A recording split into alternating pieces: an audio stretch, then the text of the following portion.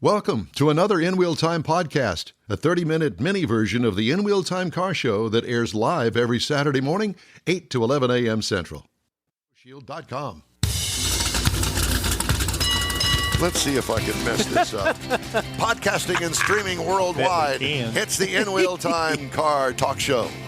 Just ahead, talk about some of the events on the In Wheel Time remote broadcast schedule. We also have Michael Wooding coming up. Michael Wooding's coming up. Yeah, we got stuff. Michael, turn your sound on, Mike, if you can hear us. You may be interested. And we'll also have this week's auto news. Howdy, along with Mike out of this world Mars. We need more Jeff Zekin, and we need Don Armstrong to get a brain. So, just wanted to say that. Because clearly I've left mine somewhere, but it's not in this room. You were saying what we were all thinking, so it's okay. And what part was that, Mike? Get a brain. Oh, get a brain. That's not what you were thinking. Well, I know what you. I'm still back at the TP motels. Oh boy, it's close as we could say right at the moment. I see. Okay. All right. Well, joining us now from the Auto Appraisal Network. I'm giving him way more credit than I probably should. Ladies and gentlemen, it's Michael Wooding. Yay. Good morning, fellas. What a great-looking group of guys. Yeah, aren't we? We are something else, aren't we? What's the matter there, Don? Are you having a Biden moment this morning? Well, yeah, I was here. Breweries and I got that.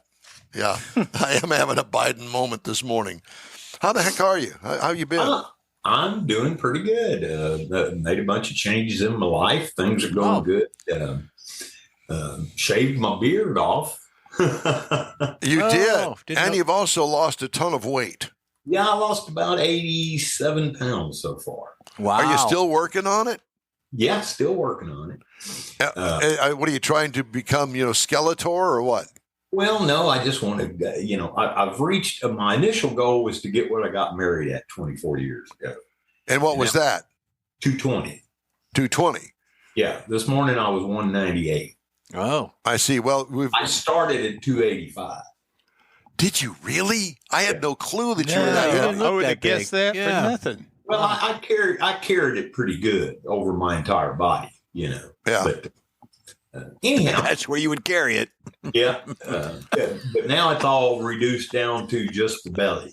Well, and I'm having the hardest time getting rid of that. So I started a little exercise routine. There you go. We all need that. See if I can't cure myself for the upcoming years. Well, I will tell you this, that what you do for a living, you needed to lose some weight to be able to get underneath those cars. Oh, well, that's true. It was getting kind of difficult to get up and down. And I just, adopted a mindset of, I got to give Golo credit.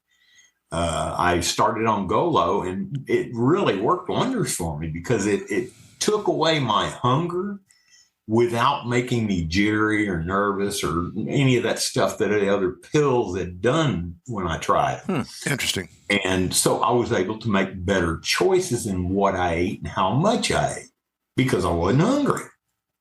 And so it just started falling off, and I've got my wife started on it now to see if we can do the same for her. But it's surely you didn't tell her. A little more difficult process when you're talking about the wife to say you need to lose weight. Yeah, I was going to say, surely you didn't tell her that. Yeah, it's easy. Not that way. That's good. That's good. Because, we'd like to talk to you again at some point in life. So let's talk about Auto Appraisal Network. Tell everybody what that is and what you do. Auto Appraisal Network is a nationwide company that does appraisals primarily on custom, classic, and collector cars, which kind of sets us apart because we focus on the build qualities, and we understand the differences between wheelwood brakes and barrel brakes, and a painted chassis and a non-painted chassis, and a board and stroke motor versus a LS. We know these things because we're car guys. Each and every franchise holder has been multiple car owner, racer, somehow involved pretty heavily in the car business most of his life.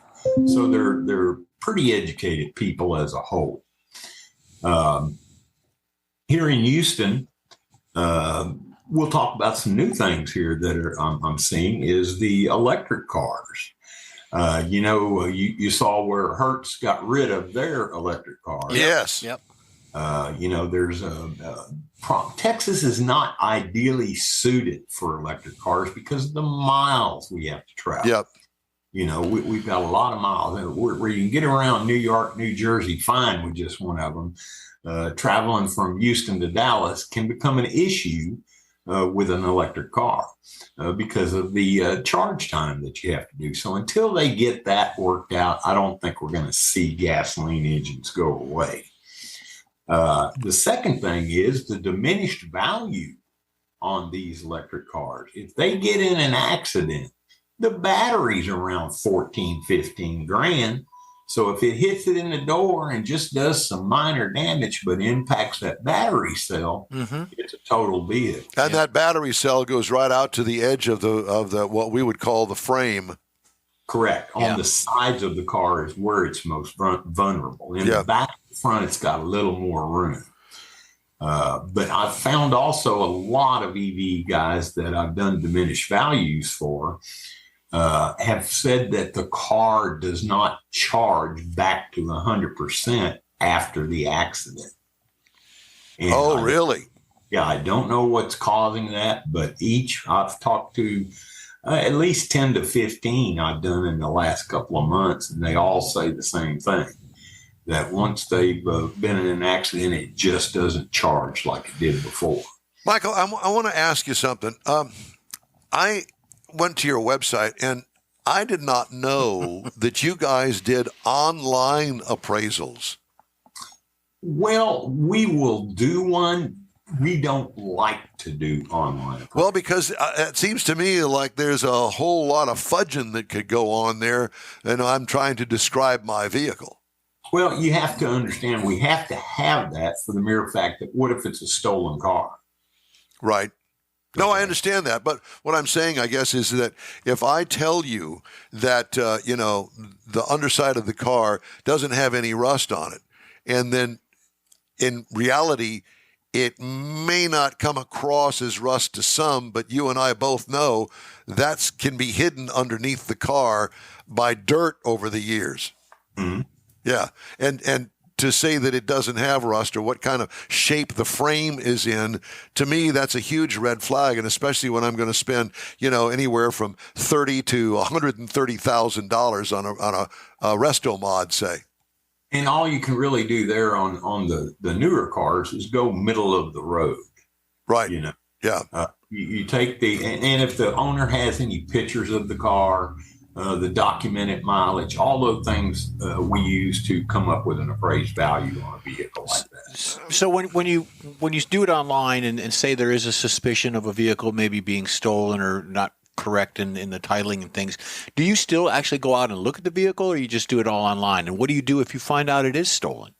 Well, if it's a stolen in recovery, yes. Anytime I can photograph the vehicle, I'm going to photograph the vehicle. Okay, that's number one priority. If I cannot get to the vehicle or see the vehicle and do the appraisal, it's with the insurance companies, it's a matter of argument. So we tend to go a little bit high on the value so that they have some room to negotiate down. What is the reason? What is the reason to get an appraisal? Well, there are multiple reasons. Prior to loss. What was it worth before it got totaled? Diminished value. What's it worth now since it's been repaired? Insurance value. And that's something people are really lacking on, is a lot of these car guys are just carrying their classic car on their Allstate policy. And, with those policies, that stuff, that diminishes in value every year you own it. Okay. And then if you do mods to the car and don't add addendums to that policy, you're not covered. So what would you suggest, going with a Haggerty? A Haggerty, a Grundy, Sneed. I mean, there's dozens of them out there. You can price them around. I'm with Haggerty now. I'm with Grundy now. I was with Haggerty for quite a few years. Yeah. And why did you switch? Price. I mean, I had a set price for the car that I thought the value of the car was. I submitted the appraisal that I did on the car.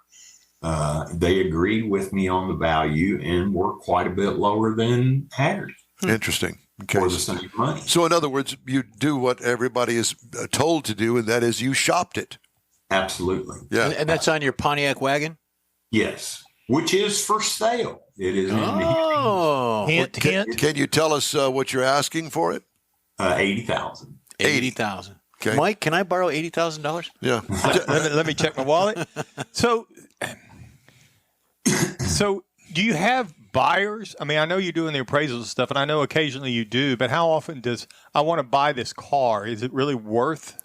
You're not talking about his car. You're talking about a car. Any car. Yeah, a car. Okay. That's a pre-purchase appraisal. And Pre-purchase. we do those also. I do a lot of those. Are you familiar with Gateway Classics? Yes.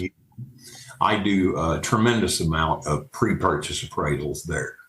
And I'd say that, 60 to 70% of the cars are pretty nice cars. But then you'll get in one that, I did a truck the other day. Truck looked great. Everything driving around the parking lot's fine. When I took it out on the back road and romped down on it, it wheel hopped from hell. Wow. And I let the owner know that there was, some suspension issues that would need to be addressed with the truck. But I usually go through them head to tail on a pre-purchase. I mean, I'll check body fit and finish, paint, interior, lights, headlights, horn, radio. Everything has to work for me to give it a good valuation. And you do drive it. Oh, absolutely. I mean, I can't do a pre-purchase if I can't drive the car. Are there any? Do you have any competitors in your industry? Well, there's several other appraisal companies in Houston, nationwide. There's a couple of bigger companies that do what we do. I don't think, and I could be prejudiced, I don't think they do it to the caliber that we do it. If you've seen any of our appraisals, they're extremely comprehensive. It's not just, you see a lot of these appraisers that give you 2 sheets of paper, and one's about why they're such a damn good appraiser, and the second's a little bit about your car with one picture. We don't do that. We produce an entire book on the car. Wow. It shows VIN numbers, IDs, tags, conditions, rates every issue on the car, and sets a final value to that car. Is there a consistency? Say, like for instance, your Pontiac wagon, you said $80,000. If someone else was to appraise it and there's difference, how does that work? Maybe somebody's $10,000 off on the appraisal. Is there a reason behind that, or maybe is it just the way they inspect it? How does that work? It depends on what market data they use to value the car. And that's what we have kind of an advantage over a lot of them on the classic cars, is that we're tied into Mecum, Gooding, Barrett Jackson, all of the major auction houses. So we know what's going across the block, what sold, what didn't sell, and what it sold for. So you actually have a big database that you can use, not just your personal experience. Absolutely. Are you thinking about? I know that. Thinking about running yours through the next time Mecum comes here to Houston? It will be in the auction in April. Okay, all right. And it does have a reserve. I was going to say, well, if you're already asking that specific number, obviously you do have a reserve. Yeah. Did you buy something else to replace it? No, but I've got something in mind. I see. And you're not, huh? My very first brand new car. I was in the oil field business over off I-10, working at a plant that built offshore platforms. And I had to sandblast the skids that they were built on with a high pressure sandblasting machine. And I was out blasting by myself and fell over a piece of pipe that they laid on the ground and broke 2 vertebrae in my back. I was 17 years old. in the hospital for a month or so and got back to work. And this guy shows up from workman's comp and says, I'm here to settle with you. And I said, okay. And he said, we can give you 10 years medical coverage on your back at $2,000. What? Well, I had both hands. Well, this was 1977. Yeah. And you were 17 years old. I had both hands out. For 1,000 in this one, 1,000 in that one. He says, hold on a minute. He says, or we'll give you 2 years medical coverage and $10,000. Uh-oh. I'm 17. Which did I choose? Exactly. I went straight down to Leo Jarnigan Pontiac, which used to be on I-10, and bought a 1977 Trans Am off the showroom. Oh my God, he wants a Smokey and the Bandit car, and paid cash for it. Yeah, that's what we're talking. Years old. How's your back today? I've had a couple of issues with it over the years. It come back to haunt me, but all in all, no problems. Good for you. Yeah, hang in there. Well, the value of that Trans Am continues to rise every day. If you can find one. What you're seeing. People always ask me, what's going to be the next collectible car? Where should I what should I buy now? And I have to tell them the same story every time. Look back at the high school parking lot 40 years ago today. Whatever was the hot car in the parking lot is what's the collectible car today. 40 years ago, that would be probably 80s, mid-80s. Yeah, mid-80s. And I don't know. You see the Grand Nationals, you see the Camaros coming up in value. Chevy Citation. I'm thinking about the old Cutlass. Not so much a Citation. Yeah, because the Vega was dead by then, I think. The Vega. But the Vegas were cool cars. My brother had one. I had two, actually. Did you ever have a wagon, the Camback? No, I did not have that. That's the one I wanted. Yeah. My buddy had small block it. GT Tub it. Camback. Oh, man. The 4-speed. Boy, we used to run them back roads around San Leon all the time. Yeah, and you got some back roads down in there. Yeah. Yeah, most The other definitely. thing I wanted to talk about and why I'm selling the wagon is that generational thing. We're seeing that the 40s and 50s cars are stagnant and dropping. The market's just really tore up right now because you've got these guys building these super high-end cars. I had a customer that built a truck from the Martin Brothers in The Hill Country. Yeah. It was a 36 Hudson Terraplane pickup. I know that car. I just watched that episode. It was a truck. Charged him $500,000 for that. I believe it. It took him 2.5 years to build it. I appraised the car at $350,000. Okay. Because that's what the market's going to bear. Yes, I hear it. I don't care what you put in. Yep. Okay. So the market's really setting those numbers. And it's setting them on those custom builds. So you've got a wide section there in the middle that's not getting filled too much anymore. You got the high ends, and then you got the driver cars. And we're seeing those middle cars are the ones that are suffering in price. The 50s and 60s cars, you just have to think about it. The guys that remember those from their youth are gone. And not all of us. They're going. We're going. They're going. They're close to. They're not out hot rodding anymore. No, they got one foot in the grave. I got that. So can we move on and talk about something else? Well, if I had an extra 10 grand laying around, I'd buy your car. An extra 10 grand. Yeah, there's that. So where can we find more information on Auto Appraisal Network? At autoappraisalnetwork.com. And I noticed that I can drill it down and I can punch on the Texas on the map. And lo and behold, whose name should pop up for Houston? Dun. It's you. That's me, yeah. Yeah. We've got a guy in Dallas. My partner's in Austin. Yep. And we're continually growing. We've got some franchises still available. So if there's some people in other parts of the country, look at the map. If you don't see an appraiser there, contact us. So you do travel. So do you work with them? Maybe if they can't get out to a vehicle, you'll go ahead and pick it up and you go out there and look at it? I pretty much stay in my territory, which covers, Willis, and just a little bit north of there down to Brownsville. Oh, okay. Wow. That's South Texas. Yeah. All the way down to Brownsville. Yeah. So that's pretty much enough for me. Yeah. No, I hear where you're coming from. Do you have a regular car that you drive to do these appraisals and not the Pontiac wagon? Yeah, I got rid of I had a 2019 Camaro, but I was looking for, when I bought that, a Cadillac CTSV coupe. Yep. Yeah, buddy. I think you saw you And posting they are stuff. hard to find. Yeah. They made them 14, 15 and quit making them after that. So there's only 2 years of them made, and trying to find one in decent shape is difficult. Yeah. But I got lucky and ran across one down in Webster with 40,000 miles on it. Nice. Yeah.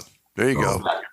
556 horse, baby. Camaro only had 400 and something, you know. So. Do you attend any car shows or anything in the area, Mike?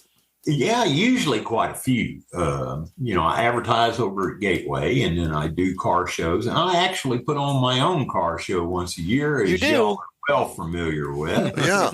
Woody's Waterfront Car Show. It will be happening again September 28th in San Leon, Texas. And we're going to raise it to 1995 and below. Good. So we're trying to eliminate, the new Hellcats and the new Mustangs. They've got their cars and coffees and all of that stuff, the Lamborghinis, and we don't need there's a place for them. Are you going to have love cars, build cars, and work on cars? How about a section for the JDMs? I'm a fan of JDMs. I don't know if you watch Street Outlaws, but there's a guy with little Honda that's been tearing them up, outrunning some of their fastest V8 cars. So, those cars, the prices on them, I did a Supra the other day that was over $170,000. Wow. Holy Toledo. Wow. I mean, they are just climbing in value left and right. And, the right-hand drive ones doesn't seem to affect the value. Yep. So, right-hand or left-hand drives, you'd much rather have here in the States, but like I say, it doesn't affect the value one way or the other. Michael, it's great to talk to you. Thank you so much for joining us today. Auto Appraisal Network. His name is Michael Wooding, or Woody, as most of us know him as. Yep. And we sure appreciate it, buddy. All right. We'll see y'all later. Y'all have a good. Thanks again. Thanks, sir. You too. In-Wheel Time Car Talk Show is available 24/7 through the iHeartRadio app. Just look for In-Wheel Time Car Talk. We also video stream our 3-hour weekly show on Facebook, YouTube, and InWheelTime.com. And podcasts from your favorite podcast provider. The In-Wheel Time Car Talk Show continues right after this quick break. Pro-Am Auto Accessories has been serving Houston's auto enthusiasts since 1984, providing world-class products for sports cars, European sedans, and American muscle. Pro-Am is known as the place to go to find exclusive and hard-to-find parts and accessories. Pro-Am is one of the very first distributors in the USA for brands such as Recaro, Redline, Momo, Corbo, and Simpson. Located in the heart of Houston's premier retail and service corridor, the Galleria area, Pro-Am's walk-in storefront includes an 8,000-square-foot warehouse, showroom, and installation bays. Pro-Am not only sells parts and accessories, but also offers installation and service. Pro-Am is now reaching a worldwide audience through Pro-Am.com, taking its local reputation to the rest of the world. At Pro-Am Auto, you'll be dealing with a small group of professionals who truly want to help you with your automotive needs. If you don't see what you're looking for on the website, call and Pro-Am will lend you a hand. Pro-Am Auto, 6125 Richmond at Green Ridge in Houston's Galleria area. Call them at 713-781-7755. Want to feel good about something special you did for someone special? In-Wheel Time and the original Lupi Tortilla group of Tex-Mex restaurants have joined together to help a very worthy cause, God's Garage, a Christian-based 501c3 charity. We know there are lots of places and organizations out there where you can donate a car, truck, or SUV, but we're asking you, our car enthusiast family, to consider donating to God's Garage. Visit godsgarage.org and learn about its mission, the women that have been helped, how each one is screened, and about their Restore You program. A car donation is an easy way to make a difference in the lives of others. God's Garage needs good operating vehicles, but will take all types in working and non-working condition. Make your heart and soul feel good. by donating your gently used vehicle and help support single mothers, widows, and wives of deployed military at godsgarage.org. Welcome back to the In-Wheel Time Car Talk Show. God, I'm just so messed up today. I don't even know what I'm doing. Time now for this hour. The In-Wheel Time Car Talk Show has the cruise in and events calendar, and Mr. Mars has that. Coming up first thing, next Saturday, the 17th of February, the Woodlands High School Auto Enthusiast Club is having their coffee and cars Saturday morning from 8 to noon. 6101 Research Forest Drive. This is a high school auto club. Be sure and go out and support them. Then a week later, Lone Star Throwdown, February the 23rd to the 25th. Get more information at lonestarthrowdown.com out at the Montgomery County Fairgrounds. Cool. Really big event. Mm-hmm. Then March the 16th, Corvette Chevy Expo down in Galveston at the Galveston Island Convention Center on Seawall Boulevard. Go to CorvetteChevyExpo.com for more information. Then a really cool event up in Austin, the Lone Star Rod and Custom Roundup in Austin, Texas is on April the 19th and 20th. Been there several times. It's a lot of fun if you're into old vintage hot rods, custom cars, cruising 6th Street, South Congress. It's a really neat weekend event. We also heard earlier about the Mustang Club of Houston, their event coming up shortly out on I-45 at Planet Ford. But the big one coming up, Hot Rod Tour of Texas 2024. Can't wait. Coming up April 25 to 28, starting in Victoria and running across the state of Texas. Go to hotrodtouroftexas.com for more information, and we will be there. Ford Motor Company is refocusing its electric vehicle strategy and abandoning near-term profit expectations as losses from its Model E business unit pile up. The automaker this week said it expected to lose $5 to $5.5 billion on EVs this year, up to 15% more than last year, and no longer thinks it can reach a goal of 8% margins on EVs by 2026, a target it reaffirmed as recently as the middle of last year. CEO Jim Farley said Ford may delay some upcoming EVs and is assessing whether to get more batteries from outside sources after working to vertically integrate production in recent years. In other words, they make the battery. Mm-hmm. In addition to a next-generation electric F-Series pickup and three-row utility vehicle, the company is developing smaller, more affordable EVs on a new flexible platform, according to Farley. The effort is being led by former Tesla engineer Alan Clark out in California. Woo-hoo. So obviously there's trouble in River City when it comes to the EV market. People just aren't buying them the way that they thought that they would, and they're having to reel it in, so to speak, and that would be General Motors as well. As a matter of fact, GM has said that they are going to start working on a new hybrid vehicle that we don't know of yet, but they've decided to pull back. Do they know? They don't even know. Do you know what? We did a segment on hydrogen recently, and they're building a hydrogen plant in Katy, Texas. They're breaking ground for it. So you will have hydrogen development out in Katy. All right. Well, that's something to look forward to. A lot of gas out there. Yeah. We'd love to hear from you. Just shoot us an email. The address is info@inwheeltime.com. Right after this break, we'll be right back. The original group of Lupi Tortilla restaurants will have you telling your family and friends just what the original recipes mean when it comes to the best fajitas in Southeast Texas. Founder Stan Holt invites you to visit the original Lupi Tortilla near I-10 and Highway 6. Here's the original house that inspired the design of all the rest and the original charm that helped make Lupi Tortilla the go-to destination for Houston Tex-Mex. Speaking of original, nothing can compete with the original lime pepper marinade that everyone will agree makes Lupi Tortilla award-winning beef fajitas the best anywhere. Lupi Tortilla Katy is another location that gives you the same quality and service Houstonians have come to expect at Lupi's. It's located just off I-10 and the Grand Parkway at Kingsland Boulevard in Katy. Find yourself in Aggie Land? Head to the Lupi Tortilla in College Station, located just around the corner from Kyle Field. It's a great place to enjoy those famous frozen margaritas before or after the game. Headed east to Louisiana, stop in at the Lupi Tortilla in Beaumont. It too's on I-10. You can't miss it. The original group of Lupi Tortilla restaurants invites you in for the best Tex-Mex anywhere. You own a car you love. Well, why not let Gulf Coast Auto Shield protect it? Houstonian John Gray invites you to his state-of-the-art facility to introduce you to his specialist team of auto enthusiasts. We promise you'll be impressed. Whether you're looking to massage your original paint to a like-new appearance, apply a ceramic coating, install a paint protection film, nano-ceramic window tint, or new windshield protection called ExoShield, Gulf Coast Auto Shield is where Houston's car people go. Curbed your wheels? Instead of buying new, why not have them repaired? How about a professionally installed radar detector? Gulf Coast Auto Shield does that too. Get a peek inside the shop and look at the services offered by getting online and heading to gcautoshield.com. Better yet, stop by their facility at 11275 South Sam Houston Tollway, just south of the Southwest Freeway, and get a personal tour. Gulf Coast Auto Shield is your place to go for all things exterior.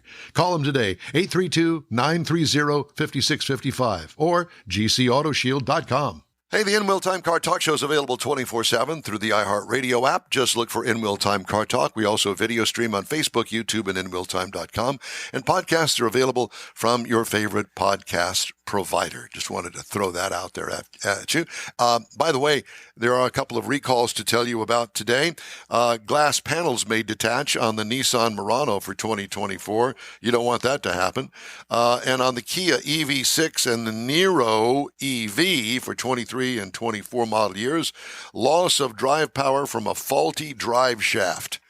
Oh my God. I guess the drive shaft just comes loose and away she goes. That's all I can think. Nice. American Honda Motor Company recalling more than 750,000 U.S. vehicles due to an airbag that may deploy unintentionally during a crash. Front passenger seat weight sensor may crack and short circuit, failing to suppress the airbag as intended, according to NHTSA. Recall includes certain Honda Pilots, Accords, and Civic sedans made between 2020 and 2022, and some Honda CR-V and Passport vehicles manufactured between 2020 and 2021.